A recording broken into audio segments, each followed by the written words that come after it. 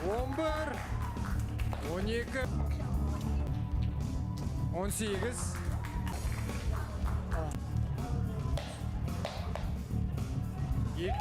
Серік, қалайсыз? Ең алдымен сіздерді құттықтаймыз. Бауы берік болсын қыздарыңыздың.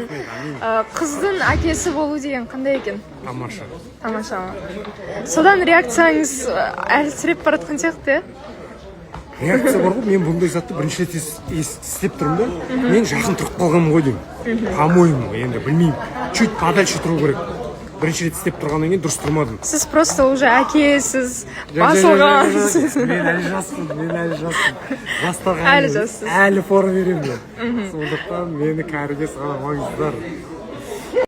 Бұл кісі енді біздің өзіміздің тұрақты бір қатысушымыз сияқты. 2 күннің бірінде жүреді. Қалайсыз? Және енді бұл жақсы негізі. Сарапшы ретінде келіп тұрғаны. Бүгін енді сондай бір сайысқа келіп тұр. Қайсы озат деп ойлайсыз? Сіз жасап көру керек едіңіз, бір Серік ұстамағанды мүмкінсіз де.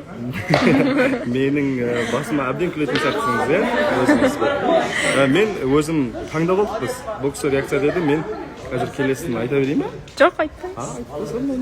Өзім көрсетемін сол жерде. Келесісін сіз көрсетесіз. Өздері өзімдікі. Енді көреміз қалай алды. Ми макеті, мына жақта декорацияны құртып, үйтіп кетпейікші. Жүргізушілерге аты. Бір жақсы бір. Жігіттердің бәріне сәттілік тілеймін. Ешкімге бәріне сәттілік тілеймін. Ешкімге жақсы. Хан Шерхан, хан. Қалайсыңдар, аяғыңның оқырмандары барлықтарын келіп, осы жігітті қолдасаңдар болады. Настрой қалай бұл настрой? Керемет па? Мощный. По факту өмір сүреміз, қалай келеді, солай өмір сүреміз. Дәл осындай керемет настроймен осындай әп-әдемі кішкене бүгін көкшілеу киініп шыққан жайымыз бар.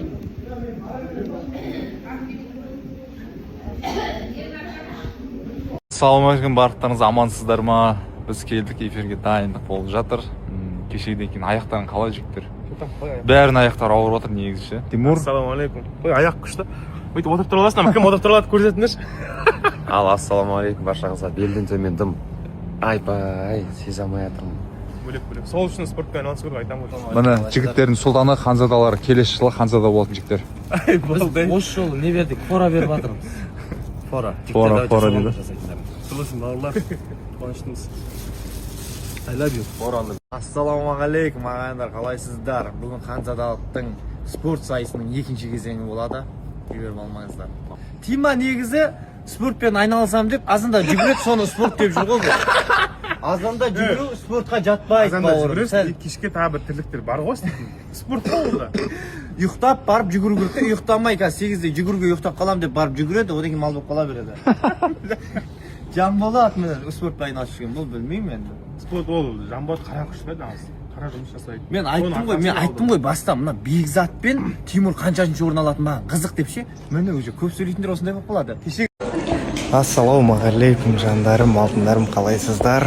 Бүгінгі күндеріңізге сәттілік, жақсылық, береке тіледім.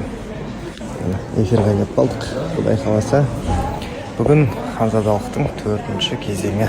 Не екенін әні өзіміз де білмейміз. Осы өктен көре жатарымыз бұйырғанын барлықтарыңыздың жұмыстарыңызға, отбасыларыңызға табыс тіледім, амандық тіледім. Қалайсыз, Шерхан? Жақсы, өздеріңіз қалайсыздар? Жақсы.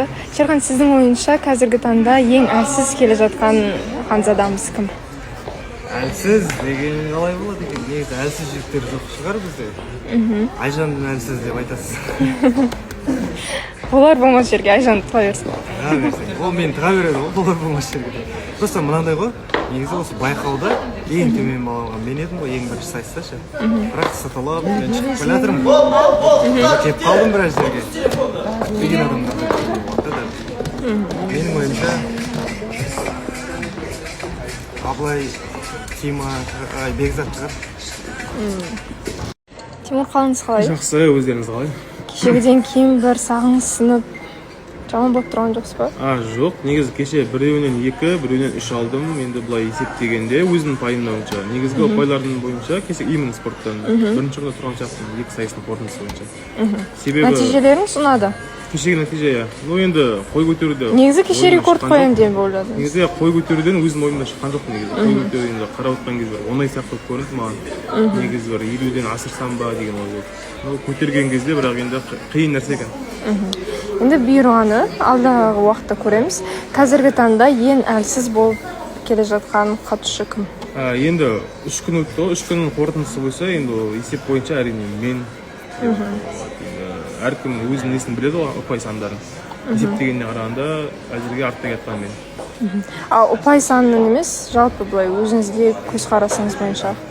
Өзімнің көзқарасым бойынша айтыңызшы бір Не? Екінші күн қатарынан Диасқа массаж істеткізіп қойсыз? попросить етіп отырмын. Негізі күшті істеп қояды. массажға қатысқан ғой просто. Сондай Пайдаланып жүр. маған ешкім істемейді. Жоқ, мен де істеп беремін. Просто диас күшті істейді да, соны попросить еткен. Кеше де бүгін де рахаттанып қалғанымша. Кешегі қойдан кейін қалайсыздар? қойдан кейін белден төмен сезбей отырмыз.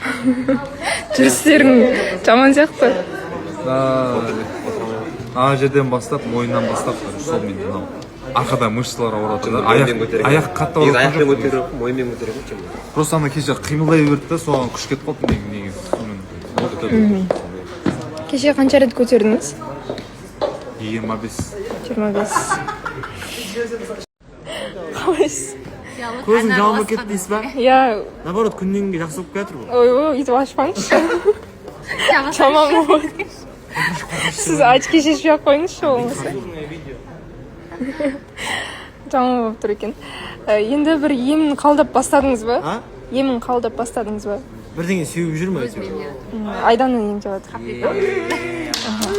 Аян, не отыр? Аха. Ем деп жатырмын дей ма? Қатты жақын отырып қойғансыздар ғой. Бұл негізі жұқпалы дейді ғой. Мен любой нәрсемен жұғады ғой негізі. Бекзат, ең әлсіз болып келе жатқан Ханзада кім? По факту ғой ол негізі. Өзім деп айтуға болады деді, бірақ Абай. Неге абай? енді барлығынан төмен алып келе жатыр ғой. Хотя ортасында әйтеуір абылай мен Қалыңыз қалай Нұрдәулет? жақсы, өздеріңіз қалайсыз? Кеше енді ең қызық бір сайыстан қалып қалдыңыз. Иә, мен жұмыстармен ауылға кеткен болатынмын, бірақ та сонда да тренерлерді қосып, жігіттермен бірге мен де жаттығу жасадым кешегі сайыста.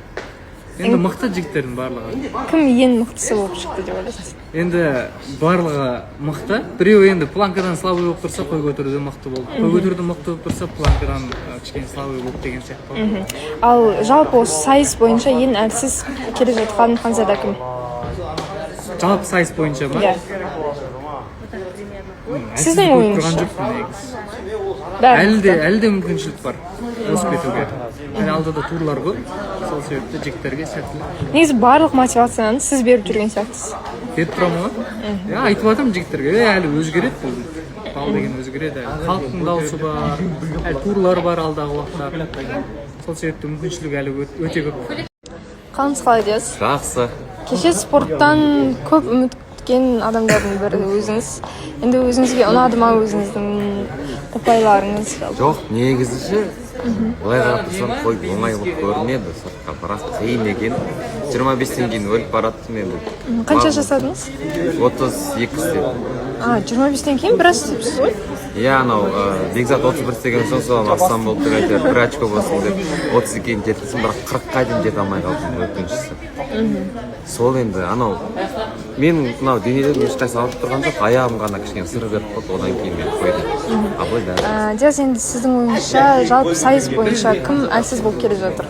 Кім әлсіз болып, бәрі былай болып отыр. Пока ешкімді айта алмаймын. Мысалы Тимур алдарында жаман очко алса, қазір бірінші орында тұр спортта. Әрқайсысы бүйтпен бәріне шанс бар деп айта аламын. Енді бүгін көретін боламыз. Қалай өзгереді екен? Бүгін енді вообще